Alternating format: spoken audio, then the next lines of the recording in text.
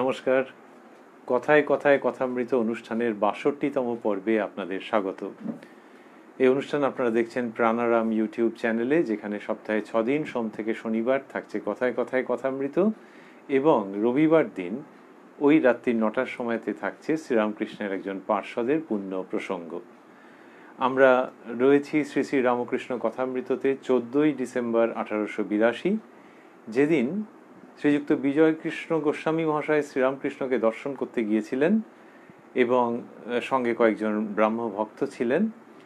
শ্রীরামকৃষ্ণ কথা বলছিলেন তাদের সঙ্গে স্বভাবসিদ্ধ ভঙ্গিতে, এবং বিজয়কৃষ্ণ গোস্বামী মহাশয়কে তিনি একবার জিজ্ঞাসা করলেন যে এখন আর অত আসতে পারো না কেন।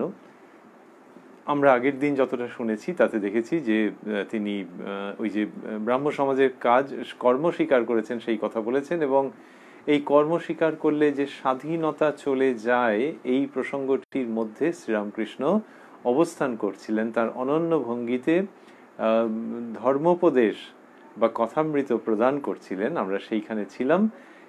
গতদিন যেখানটাতে অবধি আমাদের আলোচনা শেষ হয়েছিল শ্রীরামকৃষ্ণের পুণ্য কথাকে অবলম্বন করে, তারপর থেকে আমরা আজকে ঢুকবো সেই শ্রী শ্রী রামকৃষ্ণ কথামৃততে, যার সূচনায় কথামৃতকার শ্রীযুক্ত মহেন্দ্রনাথ গুপ্ত বা শ্রীম উদ্ধৃত করছেন, তব কথামৃতং তপ্ত জীবনং কবিভিরীড়িতং কলমশাপহং শ্রবণমঙ্গলং শ্রীমদাততং ভুবি গৃণন্তি ইয়ে ভূরিদা জনাঃ।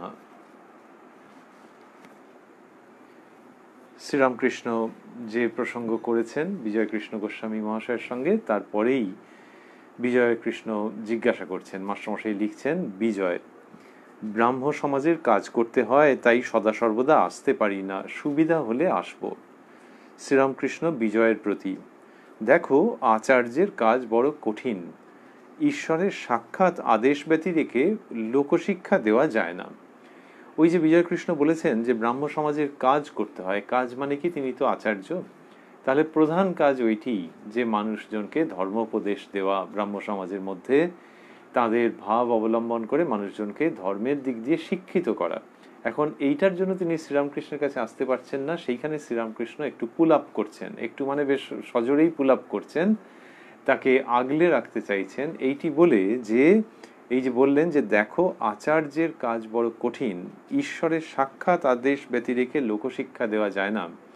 তো এই যে আচার্যের কাজ তুমি যে করছো এবং সেই জন্য এখানে আসতে পারছো না, কিন্তু এটা খেয়াল রেখো যে ওই কাজ খুব কঠিন, ঈশ্বরের সাক্ষাৎ আদেশ ছাড়া ওটা হয় না। তো সেই তার মানেটা কি দাঁড়াচ্ছে? মানেটা হচ্ছে যে ওটার জন্য যে তুমি আসতে পারছো না, এই কথাটা ঠিক হচ্ছে না। শ্রীরামকৃষ্ণ যে তাঁর কাছে আনতে চাইছেন সেটা কিসের জন্য? তার কাছে অন্য কোনো কারণে আনতে চাইছেন না। তিনি যে বিজয়কৃষ্ণ গোস্বামী মহাশয়কে ভালোবাসেন, ১ নম্বর। ২ নম্বর হচ্ছে যে তাঁর কাছে বিজয়কৃষ্ণ যা পাবেন সেটিতে তার জীবন ঠিক ঠিক খাতে প্রবাহিত হবে, এটা শ্রীরামকৃষ্ণ তার মায়ের কথা অবলম্বনে, মায়ের ভাব ইঙ্গিত অবলম্বনে সেটা গভীরভাবে বিশ্বাস করেন। আরেকটি হচ্ছে বিজয়কৃষ্ণের নিজের অধ্যাত্ম জীবনের দিক থেকে, যে যতক্ষণ না তিনি সেই ঈশ্বরীয় আদেশ পাচ্ছেন ততক্ষণ যদি আচার্যের কাজ করতে যান তাহলে তার নিজের অধ্যাত্ম সাধন ব্যাহত হতে পারে। এইসবের জন্য শ্রীরামকৃষ্ণের এরকম ভাবে বলা, একবারে সাগ্রহে বলা, আপনজনের মতো করে বলা, এবং গল্প সহকারে বলা। গল্প মানে বাস্তব ঘটনাকে অবলম্বন করে বা ব্যবহার করে বলা। তিনি বলছেন, যদি আদেশ না পেয়ে উপদেশ দাও লোকে শুনবে না, সে উপদেশের কোনো শক্তি নাই, আগে সাধন করে বা যে কোনো রূপে হোক ঈশ্বর লাভ করতে হয়, তার আদেশ পেয়ে লেকচার দিতে হয়। ওদেশে একটি পুকুর আছে, নাম হালদার পুকুর, বলে ওই ঘটনার মধ্যে ঢুকছেন। তার আগে বলছেন যে যদি আদেশ না পেয়ে উপদেশ দাও লোকে শুনবে না, সে উপদেশের কোনো শক্তি নাই। এইটা খুব পরিষ্কার করে বলা যে ঈশ্বরের কথা বলবে, এবার তিনি যদি আদেশ দেন, তিনি যদি তোমাকে এম্পাওয়ার করেন, তাহলেই সেই কথাতে কাজ হবে, না হলে কাজ হবে না। এইটা শ্রীরামকৃষ্ণ বিভিন্ন জায়গায় বলেছেন এই কার্যকারণ সম্পর্কের কথা, যে ঈশ্বরের কথায় কাজ হবে তবেই যদি তুমি ঈশ্বরের কাছ থেকে আদেশ পেয়ে থাকো। এটা অন্য ধরনের উপদেশের সঙ্গে তফাৎ আছে। যদি কেউ কাউকে অঙ্ক শেখান, যদি কেউ কাউকে অন্য কোনো বিদ্যা শেখান, তাহলে কি একেবারে সাক্ষাৎ সরস্বতী এসে এম্পাওয়ার করতে হবে? অঙ্ক তিনি তার মতো শেখাচ্ছেন, এই ছাত্র বা ছাত্রীও তার মতো শিখছে। কিন্তু ঈশ্বরীয় কথা এইটি অন্যরকম। এটি হচ্ছে যে তার প্রসঙ্গ সেই শেখাতে পারে, সেই প্রচার করতে পারে যে তার কাছ থেকে প্রত্যক্ষ আদেশ পেয়েছে। শ্রীরামকৃষ্ণ সেইটি বলছেন, যদি আদেশ না পেয়ে উপদেশ দাও লোকে শুনবে না, তার মানে ওটা কাজ করবে না। এবং এটা লৌকিক বিদ্যার ক্ষেত্রে ঠিক বোঝা যাবে না, কিন্তু এই অধ্যাত্ম বিদ্যার ক্ষেত্রে এটি সত্য। সে উপদেশের কোনো শক্তি নাই। আগে সাধন করে বা যে শ্রীরামকৃষ্ণ বললেন সে উপদেশের কোনো শক্তি নাই। তারপর বলছেন আগে সাধন করে বা যে কোনো রূপে হোক ঈশ্বর লাভ করতে হয়, তাঁর আদেশ পেয়ে লেকচার দিতে হয়। এখন এই সাধন করে বা যে কোনো রূপে হোক মানে সাধন লাগবে না নাকি? সাধন ছাড়াও হতে পারে।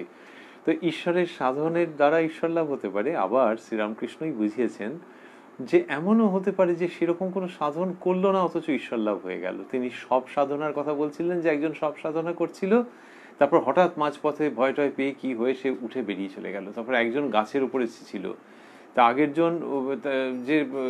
আগেরজন যে ছিল সে তাকে বাঘে ধরে নিয়ে গেল, যে সব সাধনা করছিল।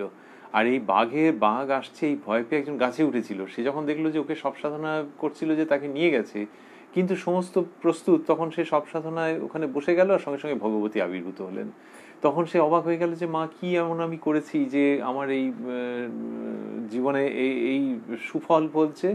তখন ভগবতী বললেন যে বাচ্চা তোমার আগের জন্মে অনেক করা ছিল, সুতরাং এই জন্মে কেউ সাধন করে, কেউ ওই আগের জন্মের যে ব্রড ফরওয়ার্ড অ্যাকাউন্টে সেটির দ্বারা যেভাবেই হোক ঈশ্বর লাভ যখন হচ্ছে তারপরে হতে পারে। তা বললেন আগে সাধন করে বা যে কোনো রূপে হোক ঈশ্বর লাভ করতে হয়, তাঁর আদেশ পেয়ে লেকচার দিতে হয়। এটি অন্যত্রও বলছেন যে তারপর তিনি যদি আদেশ দেন লেকচার দিতে, তিনি সকলকে লেকচার দিতে আদেশ দেবেন না, তো সেই ক্ষেত্রে তিনি করবেন না, কিন্তু যাকে আদেশ দেবেন প্রত্যক্ষ আবির্ভূত হয়ে তিনি লেকচার দেবেন, এইটি শ্রীরামকৃষ্ণ বলছেন। আর বলে কামারপুকুরের কথা বলবেন ও দেশে বলে বলছেন, নিজের জন্মস্থানের কথা বলছেন। আর ব্যাপার হচ্ছে কিরকম সুন্দরভাবে তিনি শব্দ ব্যবহার করছেন। বললেন যদি আদেশ না পেয়ে উপদেশ দাও লোকে শুনবে না। তার মানে তুমি উপদেশ দিচ্ছ কিন্তু লোকে শুনছে না। তো তোমার উপদেশ যে দিচ্ছ তোমার সদিচ্ছা আছে কিনা? উত্তর হচ্ছে সদিচ্ছা আছে, কিন্তু হয়তো একটু পপুলার হওয়ারও ইচ্ছে রয়েছে, একটু জনপ্রিয় হওয়ারও হয়তো ইচ্ছে রয়েছে, তো it's not going to work. তো আদেশ না পেয়ে উপদেশ দাও, কিন্তু পরে অন্য শব্দ ব্যবহার করছেন, বলছেন তাঁর আদেশ পেয়ে লেকচার দিতে হয়। তার মানে হচ্ছে যে ওই লেকচার, উপদেশ আর লেকচার, তাহলে বি কেয়ারফুল অ্যাবাউট লেকচার। এটা লেকচারও যা উপদেশও তো তাই। কিন্তু এমনিতে যদি ব্যবহারের দিক থেকে বলা হয় যে কেউ বলে ও খুব লেকচার মারছে, তা সেই জন্যে যে ওটা যেন ঠিক হয়, শুধু লেকচারে পর্যবসিত হয়ে না থাকে, সীমিত হয়ে না থাকে, সেই জন্যে তার সাক্ষাৎকার পেতে হয়, তার আদেশ পেতে হয়। সেখানে শ্রীরামকৃষ্ণ হালকা করে লেকচার শব্দটিকে ভাসিয়ে দিচ্ছেন যে ওটা যেন ওই টাইপের না হয়ে যায়। তা এবং লেকচার যখন তাঁর আদেশ পেয়ে হয় তখন ঠিক ধর্মোপদেশ হয়। তো বললেন যে তাঁর আদেশ পেয়ে লেকচার দিতে হয়, তার মানে এই আদেশটা যেন থাকে, ওইটা না থাকলে এটা শুধুই লেকচার। ওদেশে একটি পুকুর আছে, নাম হালদার পুকুর। তার পাড়ে রোজ লোকে বাহ্যে করে রাখত। সকালে যারা ঘাটে আসতো তারা তাদের গালাগালি দিয়ে খুব গোলমাল করত। গালাগালে কোনো কাজ হতো না, আবার তার পরদিন পাড়েতেই বাজছে। তারা যারা আসতো তারা সব গালাগাল দিচ্ছে। গালাগাল দিলে কি হবে? তো যাদেরকে গালাগাল দিয়েছে এক হতে পারে যে তারা ধারে কাছে নেই, এবার নিজের কাজে কর্মে চলে গেছে, তো সকালবেলার ঘটনা বা দুর্ঘটনা, তো তারা কি এখনো আছে নাকি? তো কিন্তু তাদের গালাগাল দিল। আরেকটা হচ্ছে যদি কাছাকাছি থাকেও তো জানবে যে গালাগাল দিল, গায়ে না মাখলেই হলো, তো সে করে সে কিছু লাভ হয়নি। তা ওই যে লোকেরা ওই সবগুলো করেছে তাতে কোনো লাভ হলো না। আবার তার পরদিন পাড়েতেই বাজছে, মানে একটু এদিক ওদিক করে একটু দূরে টোরে না, তারপর ওইখানেই পটি করে রেখে দিয়েছে। শেষে কোম্পানির চাপরাশি এসে নোটিশ টাঙিয়ে দিলে যে এখানে কেউ ওরূপ কাজ করতে পারবে না, যদি করে শাস্তি হবে। এই নোটিশের পর আর কেউ পাড়ে বাহ্য করতো না। তাহলে যে কোম্পানি নোটিশ টাঙিয়ে দিয়েছে, এখন যে কোম্পানি নোটিশ টাঙিয়ে দিয়েছে মানে ওখানে একটা লোক যে বন্দুক নিয়ে বন্দুক হাতে করে দাঁড়িয়ে আছে তা তো নয়, কিন্তু নোটিশটা ওটা কোম্পানির লোক পাঠিয়ে দিয়েছে, তার মানে ইট ইজ সামথিং। যে লোকটা নোটিশটা দিয়ে গেছে সে কোম্পানি তাকে আদেশ দিয়েছে, ও চাপরাশি, মানে হচ্ছে যে ওর ওপরে চাপরাশ আছে, হি ইজ এম্পাওয়ার্ড। তাই যদি লোকে দেখেও যে একজন এসে একটা নোটিশ টাঙিয়ে দিচ্ছে, একটা পিং পিং এর রোগা লোক এসে, কোম্পানির চাপরাশি একটা ইউনিফর্ম পরে এসে রোগা মতো লোক এসে, কিন্তু তাহলেও জানতে হবে যে ঘটনা আছে, ও রোগা লোক বলে অগ্রাহ্য করলে হবে না, এর পেছনে কোম্পানির ব্যাপারটা আছে। সুতরাং আর ওই নোটিশের পর আর কেউ পারে বাহ্যে করতো না। তো এইটা শ্রীরামকৃষ্ণ বলছেন যে ওই জন্যে যে ওই চাপরাশ বা অধিকার থাকতে হবে, তাহলে সেই রোগা টিং এর লোক হলেও তার কথায় বা তার ওই নোটিশটা লটকে দিয়ে যাওয়াতে কাজ হবে। এটা এক। দুই হচ্ছে যে ওই যে বললেন যে সকালে যারা ঘাটে আসতো তারা তাদের গালাগালি দিয়ে খুব গোলমাল করতো। এই যে গোলমাল করতো তার মানে কি হচ্ছে যে পাড়ার দিক থেকেও তো একটা যে সকালবেলায় কে বা কারা করে গেছে সেটা তো একটা বাজে জিনিস, নুইসেন্স। তারপরে যারা এসছে তারা ওইটা দেখে আবার যে আজে বাজে কথা বলছে, এটাও একটা বিচ্ছিরি নয়, আর রোজ এসে গালাগাল দেয় আর এই গোলমাল করে। এই যে গোলমাল, যদি সেই তার মধ্যে শব্দগুলো অফেন্সিভ নাও থেকে থাকে, ডেরোগেটরি নাও থেকে থাকে, গোলমাল, আরে বাবা রে, আবার এসে সমস্ত, তা এই এই এই যে গোলমাল করছে, সেই রকম ঈশ্বর সাক্ষাৎকার হয়ে যদি আদেশ না দেন তাহলে লেকচার মানে গোলমাল, জাস্ট নয়েজ, ওটা দিয়ে কাজ হবে না, কানে যাবে কিন্তু মনে যাবে না। শ্রীরামকৃষ্ণ সেই জায়গাটিকে তুলে ধরছেন আর ওইটি বলছেন যে এরকম এরকম হবে, তাই সেই জন্য ঈশ্বরের আদেশ পেতে হবে। এবং কোম্পানির চাপরাশি এসে নোটিশ টাঙিয়ে দিলে সে এই নোটিশের পর আর কেউ পারে বাহ্যে করতো না। তার মানে আগে গোলমাল করেছে সেটা কানে যায়নি, কিন্তু এটা নোটিসড হয়েছে যে হ্যাঁ দিস ইজ সামথিং, এটা রেজিস্টার করেছে। তো এই নোটিশটা দেওয়ার পর আর একেবারে সব ঠিকঠাক হয়ে গেছে। সেরকম you will be noticed, you will be heard, you will be appreciated, you will be followed, যদি তোমার উপরে ঈশ্বরের আদেশ থাকে, চাপরাশ থাকে। তাঁর আদেশের পর শ্রীরামকৃষ্ণ বলছেন, তাঁর আদেশের পর যেখানে সেখানে আচার্য হওয়া যায় ও লেকচার দেওয়া যায়। যে তাঁর আদেশ পায় সে তাঁর কাছ থেকে শক্তি পায়, তখন এই কঠিন আচার্যের কর্ম করতে পারে। তা বললেন যে তাঁর আদেশের পর যেখানে সেখানে আচার্য হওয়া যায়, তিনি যেখানে সেখানে ওই কথা বলতে পারেন, যেখানে সেখানে আচার্য হওয়া যায়। শ্রীরামকৃষ্ণ যখন বলছেন তখন সেই কথার অনেক মানে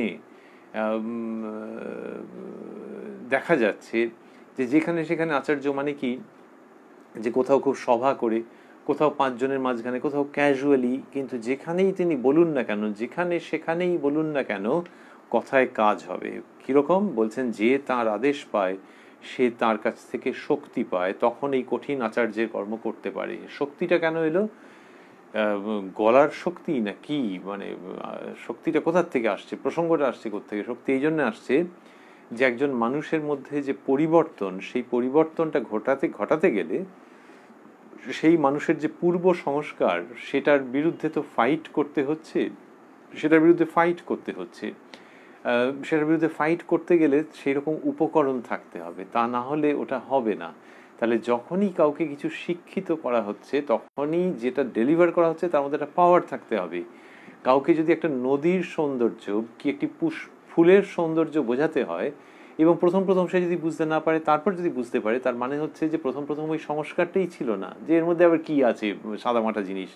কিন্তু একজন যখন বোঝাচ্ছেন, তার মানে ওই যে কি আছে, এই যে সংস্কার, সেই সংস্কারটার বিরুদ্ধে সংগ্রাম করে করে করে করে তার মধ্যে একটা রূপের বোধ, একটা সংস্কৃতির বোধ তিনি জাগিয়ে তুলছেন, যিনি এই প্রচেষ্টা করছেন। তাই জন্য তার শক্তি লাগবে ওই আগের সংস্কারটাকে আন্ডু করে, আগের সংস্কারটাকে বুঝে নিয়ে তারপর এই নতুন সংস্কারটা তার জায়গায় প্লেস করা, এই শুভ সংস্কার প্লেস করা, এই সূক্ষ্ম বোধ তার মধ্যে রেজিস্টার করা, তার জন্য একটা শক্তি লাগবে।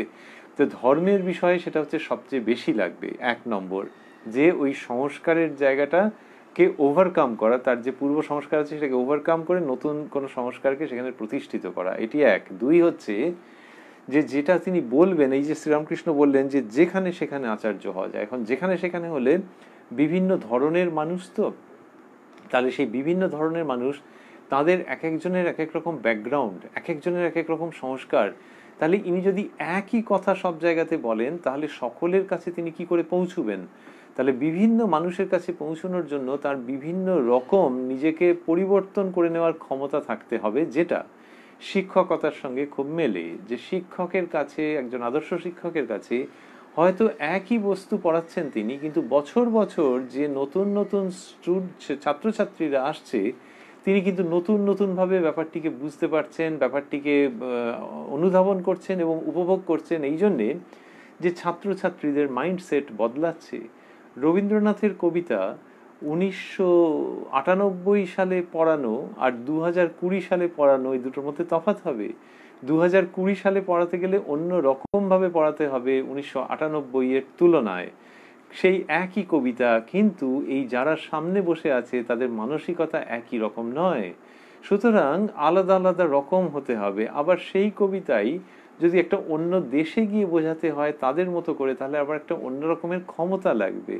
ধর্মের ক্ষেত্রে এটা সর্বোচ্চ, আধ্যাত্মিকতার ক্ষেত্রে যে অধিকারী ভেদ, বিভিন্ন রকমের মানুষ, বিভিন্ন রকমের মানসিকতা, বিভিন্ন রকমের প্রেক্ষাপট, তো তার জন্য সকলের কাছে ওইটি পৌঁছবার জন্য, ওই আধ্যাত্মিক বাণী পৌঁছবার জন্য বিভিন্ন পথ অবলম্বন করতে হতে পারে, বিভিন্ন মানসিকতা, বিভিন্ন দৃষ্টান্ত অবলম্বন করতে হতে পারে।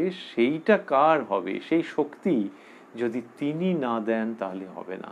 তাহলে তিনি চাইলে তার কথা প্রচারিত হবে, এবং যখন তিনি চাইবেন তখন এই শক্তিটিও দেবেন, যার দ্বারা স্থান কাল পাত্রভেদে এই ব্যক্তির মধ্যে দিয়ে ওই ভাবটি যথাযথ প্রচারিত হয়। তা শ্রীরামকৃষ্ণ সেই জায়গাটি পরম সুহৃদের মতো করে, ঠিক ঠিক গুরুজনের মতো করে, কল্যাণাকাঙ্ক্ষীর মতো করে বিজয় কৃষ্ণ গোস্বামী মহাশয়ের কাছে উপস্থাপন করছেন। হালদার পুকুরের কাহিনী বলেছেন, তারপর আবার একটি বলছেন এক বড় জমিদারের সঙ্গে একজন সামান্য প্রজা বড় আদালতে মোকদ্দমা করেছিল।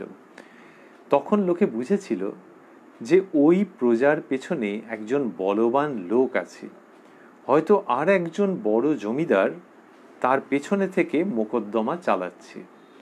মানুষ সামান্য জীব, ঈশ্বরের সাক্ষাৎ শক্তি না পেলে আচার্যের এমন কঠিন কাজ করতে পারে না। তা বললেন যে ওই বড় জমিদারের সঙ্গে সামান্য প্রজা বড় আদালতে মোকদ্দমা করেছিল, তো সামান্য প্রজা যখন করেছে তখন লোকে কি হচ্ছে বুঝতে পারছে যে পেছনে একজন বলবান লোক আছে, হয়তো আরেকজন বড় জমিদার তার পেছনে থেকে মোকদ্দমা চালাচ্ছে। সেই রকম আর কি শ্রীরামকৃষ্ণ যেটি বোঝাচ্ছেন যে একজন ব্যক্তি, সেই ব্যক্তির কথায় যখন কাজ হচ্ছে, মানুষের জীবন পরিবর্তিত হয়ে যাচ্ছে, তখন মানুষ এটা মনে হওয়াটা স্বাভাবিক, এবং এটা সত্যও বটে যে ওর পিছনে বড় একজন কেউ আছেন। আর এখানে বড় মানে বৃহত্তম, যিনি জগৎ কারণ, যার কথা এই মানুষটি প্রচার করছেন, সেই জগৎ কারণ আছেন বলেই কাজটি হচ্ছে। এইরকম ভাবে বলা মানে যার মধ্যে দিয়ে ওই কথাটি প্রচারিত হচ্ছে তিনি সেই জগৎ কারণের হাতের যন্ত্র হয়ে কাজ করছেন। এইটা শ্রীরামকৃষ্ণ বিজয় কৃষ্ণ গোস্বামীর কাছে তুলে ধরছেন। এর দুটো দিক, এক হচ্ছে যে এটা জানলে মানুষ হাম্বলড হয়ে যাবে, বিনীত হয়ে যাবে, যে আমার কি সৌভাগ্য যে আমাকে তিনি যন্ত্রস্বরূপ ব্যবহার করে তার যে কথা সেটা মানুষের কাছে রাখছেন, মানুষের কাছে ছড়িয়ে দিচ্ছেন। এটি একটি দিক। আরেকটি দিক হচ্ছে যে যদি তার ইচ্ছে না থাকে, সেই তিনি মানে সাকার নিরাকার চৈতন্য যেভাবেই ভাবা হোক না কেন, সেই ইচ্ছে যদি না থাকে, তাহলে মানুষকে একেবারে মানুষ করে দেবো এইরকম চিন্তা ভাবনা না করাই ভালো, তাতে নিজের আধ্যাত্মিক উন্নতি ব্যাহত হতে পারে। So one has to be empowered, and while empowered, when empowered, one will think oneself to be very fortunate যে তার মধ্যে দিয়ে এই কাজটা হচ্ছে। এইরকম ঈশ্বরের শক্তিকে দেখতে পাওয়া এবং সেই সূত্রে নিজে সানন্দে বিনীত হয়ে যাওয়া, এই প্রচারের যে কার্ডিনাল প্রিন্সিপাল, যে মূল নীতি, সেটি শ্রীরামকৃষ্ণ কি চমৎকার করে একবার হালদার পুকুর, একবার জমিদারের সঙ্গে মামলা, এইসব করে প্রসঙ্গটিকে আনছেন, যে জমিদারের সঙ্গে মোকদ্দমা হয়েছিল, তার থেকে লোকে এটা বুঝেছিল। বিজয় কৃষ্ণ জিজ্ঞাসা করছেন, মহাশয়, ব্রাহ্ম সমাজে যে উপদেশাদি হয় তাতে কি লোকের পরিত্রাণ হয় না? এই প্রশ্নটি যে করছেন সেটি হচ্ছে এই মানে যে ব্রাহ্ম সমাজে যে উপদেশ দেওয়া হচ্ছে সেই উপদেশগুলো তো ভালো, তো তাতে লোকের ভালো হবে না? কতকটা আমরা যেরকম আগে ভাবছিলাম যে যদি কেউ গণিত শেখাচ্ছেন এবং তিনি যদি ভাবেন যে 5 আর 10 15 এটা জিনিস শেখাচ্ছেন, সেই মানুষটা যদি অন্য টাইপের হন, বেখেয়ালে বেখাপ্পা, কাজে কর্মের ঠিক নেই, 4টি মিথ্যে কথা বলে, তাহলেও 5 আর 10 15 যে তিনি শিখিয়েছেন সেটা তো ছেলেটার বা মেয়েটার জীবনে তো কাজে লাগবে, তার সঙ্গে লোকটার বাকি জীবনের কি সম্পর্ক? তো ব্রাহ্ম সমাজে যে উপদেশাদি হয় তাতে কি লোকের পরিত্রাণ হয় না? তো উপদেশগুলো যদি ভালো হয়, উপদেশগুলোর মধ্যে যদি ওয়ার্থ থাকে, তাহলে তো লোকের পরিত্রাণ এমনিও হয়ে যাবে। তা সেই যে লোকটি যিনি কিনা এটা চেষ্টা করছেন যে আচার্য, তার মধ্যে সেই ঈশ্বরের আদেশ এবং ঈশ্বরের ইচ্ছা কাজ করবে, এগুলোকে যদি নাও ভাবি বা ওইটা যদি ফ্লপ করে যায় ওই পদ্ধতিটা, ওই মেকানিজমটা, তাহলেও উপদেশগুলো তো ভালো থাকলে কাজ হবে না। শ্রীরামকৃষ্ণ বলছেন, মানুষের কি সাধ্য অপরকে সংসার বন্ধন থেকে মুক্ত করে? যার এই ভুবন মোহিনী মায়া, তিনি সেই মায়া থেকে মুক্ত করতে পারেন। সচ্চিদানন্দ গুরু বই আর গতি নাই। যারা ঈশ্বর লাভ করে নাই, তার আদেশ পায় নাই, যারা ঈশ্বরের শক্তিতে শক্তিমান হয় নাই, তাদের কি সাধ্য জীবের ভববন্ধন মোচন করে? বলে আবার গল্প বলবেন, চমৎকার গল্প, হাসির গল্প, মজার গল্প। কিন্তু তার আগে বলছেন, গল্প মানে দৃষ্টান্ত আর কি, নিজের জীবন থেকে চয়ন করে আনা দৃষ্টান্ত। তো তার আগে বলছেন যে মানুষের কি সাধ্য অপরকে সংসার বন্ধন থেকে মুক্ত করে? বিজয়কৃষ্ণ গোস্বামী মহাশয়ের প্রশ্ন ছিল যে ব্রাহ্ম সমাজে যে উপদেশাদি হয় তাতে কি লোকের পরিত্রাণ হয় না? তাহলে ওই 5 আর 10 15 মতো ব্যাপারটা নয়, লোকের পরিত্রাণ হয় না। পরিত্রাণ মানে কি? মুক্তি, এই সংসার বন্ধন থেকে মুক্তি। তো এই যে পরিত্রাণ, লোকে বলে যে উফ বাবা বিরাট পরিত্রাণ পেয়েছি, এই যে পরিত্রাণ, বন্ধন থেকে যে মুক্তি, সেইটা হবে কিনা ব্রাহ্ম সমাজের উপদেশে, এইটা যে বিজয়কৃষ্ণ গোস্বামী মহাশয়ের ছিল। শ্রীরামকৃষ্ণ বলছেন মানুষের কি সাধ্য অপরকে সংসার বন্ধন থেকে মুক্ত করে? তাহলে এই যে উপদেশ যে দেওয়া হচ্ছে, ওই উপদেশ যদি ভালোও হয়, শ্রীরামকৃষ্ণ খুব সূক্ষ্ম জায়গায় নিয়ে চলে এসছেন যে উপদেশ যদি ভালো হয়, তার মানে তুমি যদি ওর অডিওটা ধরে রাখো, সে যদি লিখে ফেলো, নাথিং অবজেকশনেবল, রাদার এই তো ধর্মের কথা, এটাতেই তো মানুষের কল্যাণ হয়, এ তো শাস্ত্রে আছে, এ তো প্রায় উপনিষদ থেকে কপি পেস্ট করে দিয়েছে মনে হচ্ছে, সুতরাং এই কথাগুলোতে তো অসুবিধার কিছু নেই যেটা উনি বলেছেন। No, it won't work that way. Sri Ramakrishna সেটা বলছেন, মানুষের কি সাধ্য অপরকে সংসার বন্ধন থেকে মুক্ত করে? তার মানে ওই যে কথাগুলো যে রয়েছে সেটা যে একজন বলেছে, যদি কথাগুলো ভালো হয়, কন্টেন্টগুলো ভালো থাকে, তাহলেও বিজয়কৃষ্ণ যেটা বললেন যে লোকের পরিত্রাণ, let us be specific, let us be exact, let us be serious. যে মানুষের পরিত্রাণের কথা বলা হয়েছে, তাহলে এই কন্টেন্টটা ভালো থাকলেও ওই যিনি বলছেন তার উপরে ডিপেন্ড করবে, তিনি যদি ঈশ্বরের দ্বারা চিহ্নিত ব্যক্তি হয়ে থাকেন, তাহলে তার মুখে ওই কথাগুলো গেলে তবে কাজ হবে, না হলে কাজ হবে না। তো এই যে ঈশ্বরের দ্বারা নির্বাচিত যে ব্যক্তি, তিনি বললে হবে আর না হলে হবে না কেন? তাহলে তো আবার সেই 5 আর 10 15 প্রসঙ্গটা এসে যাচ্ছে যে সেখানেও কি ঈশ্বরের দ্বারা বা দেবী সরস্বতীর দ্বারা নির্দিষ্ট নির্বাচিত ব্যক্তি হতে হবে? তা তো নয়। এখানে বলা হচ্ছে যে ভববন্ধন মোচনের ক্ষেত্রে এইটাই হতে হবে। This tax us back to the grand conception of মন্ত্র। মন্ত্র এইটি বলা হয়েছে যে মন্ত্র হচ্ছে কি? মন্ত্র হলো যেটি উপযুক্ত মানুষের মধ্য দিয়ে যখন উচ্চারিত হবে তখনই কাজ হবে, তা না হলে মন্ত্র তো পাওয়া যায়, তো সব জায়গায় পাওয়া যায়। লোকে এমনিতেই অনেক কথা বলে ধর্মীয় উচ্চারণ যার মধ্যে মন্ত্র রয়েছে, তো সেই মন্ত্র যখন সে উচ্চারণ করছে এমনি করছে। আবার বইপত্রে লেখা আছে, নেট সার্চ করলে পাওয়া যাবে, কলেজ স্ট্রিটে বই কিনতে পাওয়া যাবে, কত রকমের আছে। তো এই যে মন্ত্র দীক্ষা দেওয়া হয়, তা মন্ত্র দীক্ষা যেটা দেওয়া হচ্ছে ওইখানে যা যা আছে সেটা কি কোথাও পাওয়া যায় না? এতটাই টপ সিক্রেট না? পাওয়া যায় বই কি, কোথাও না কোথাও তুমি পাবে গ্রন্থের মধ্যে। কিন্তু তাহলে মন্ত্র যে কেউ দিলে কাজ হবে না? না। তাহলে তো ওকে ব্যাপারটা কি, যে ওই যে উচ্চারণ টিচ্চারণ করছে ওর মধ্যে কি কিছু একটা অলৌকিক রহস্য আছে? তাও নয়। তাহলে মন্ত্র হচ্ছে একটা কনসেন্ট্রেটেড কিছু। কীরকম কনসেন্ট্রেটেড না? ওই খাবার দাবার যেরকম কিনতে পাওয়া যায়, কনসেন্ট্রেটেড খাবার, বললে যে এটা গরম জলে ফেললেই হবে, আপনাকে চিনি টিনি মেশাতে হবে না, একটু গরম জলে ফেলবেন এবং এই টাইমটা ফেলবেন, তাহলে একদম সঙ্গে সঙ্গে সার্ভ করার মতো হয়ে যাবে, কনসেন্ট্রেটেড ফুড। কিন্তু সেটা যদি এমনি খেতে যান কিছু মানে হবে না, জঘন্য। কিন্তু ওই জলের মধ্যে যেই ফেলবেন, এই সময়টুকুনি ফেলবেন, এটা করলে একদম সুন্দর হয়ে যাবে। মন্ত্র হচ্ছে কনসেন্ট্রেটেড কিছু একটা, সেটা কখন ওয়ার্ক করবে? যখন সাধক বা সাধিকা সেটিকে উচ্চারণ করবেন। ওই তার মনের মধ্যে যখন ওই মন্ত্রটি যাচ্ছে, কোত্থেকে এলো একজন সিদ্ধ কেউ তার কাছ থেকে, তাহলে মন্ত্রটা প্রথমে অরিজিনটা কোথায়, কিভাবে তৈরি হয়েছে? কনসেন্ট্রেটেড ফুড তো ফ্যাক্টরিতে তৈরি হয়েছে, তার কেমিক্যাল কম্পোজিশন ওখানকার ফ্যাক্টরির লোকজনের জানা আছে। এখানে প্রথম কেউ ওই মন্ত্রটি পেয়েছেন মানে বলা হচ্ছে দর্শন করেছেন, তার ধ্যানের মধ্যে ওটি উত্থিত হয়েছে, ওই উচ্চারণটি উত্থিত হয়েছে। উচ্চারণের মধ্যে যে বর্ণগুলো রয়েছে সেই বর্ণগুলো জানা আছে, কিন্তু এই যে কম্বিনেশন কিছু একটা হয়েছে যেটা কিনা তার মনের মধ্যে উদিত হয়েছে। এই মন্ত্র একটি বা একাধিক অক্ষরও বটে, এই মন্ত্র একটি ধ্বনিও বটে, এই মন্ত্র একটি ভাব। তাহলে এই ভাবটার সঙ্গে ওই বর্ণ এবং ওই ধ্বনি মিশ্রিত হয়ে একটা কিছু তৈরি হচ্ছে, যেটা কোনো একজন সাধক বা সাধিকা প্রাপ্ত হচ্ছেন। এইবার সেটাকে যদি লিখে ফেলা হয়, কেউ ওটা দেখে একটা ক্লাস 2 এর ছেলে বা মেয়েও উচ্চারণ করে দিতে পারবে, কিন্তু তাতে এফেক্ট হবে না। যার মধ্যে ওটা হয়েছে, যিনি ওটি প্রাপ্ত হয়েছেন, তিনি যখন আরেকজন উপযুক্ত অধিকারীকে ওটি দিচ্ছেন, সেই দেওয়া মানেও কত রকম ভাবে হতে পারে। তো যদি ধরা যাক তিনি উচ্চারণ করে দিচ্ছেন বা কানে কানে বলে দিচ্ছেন, কিছু একটা ট্রান্সমিশনের পদ্ধতি আছে, সেটাও কত রকম হয়। যখন ওইটা ট্রান্সমিটেড হলো, তখন যিনি পেলেন তার কাজ হতে আরম্ভ করবে। এর কাছাকাছি উদাহরণ হচ্ছে, পুরোপুরি মিলবে না, যে রবীন্দ্রনাথের কবিতা আমরা বলছিলাম আগে।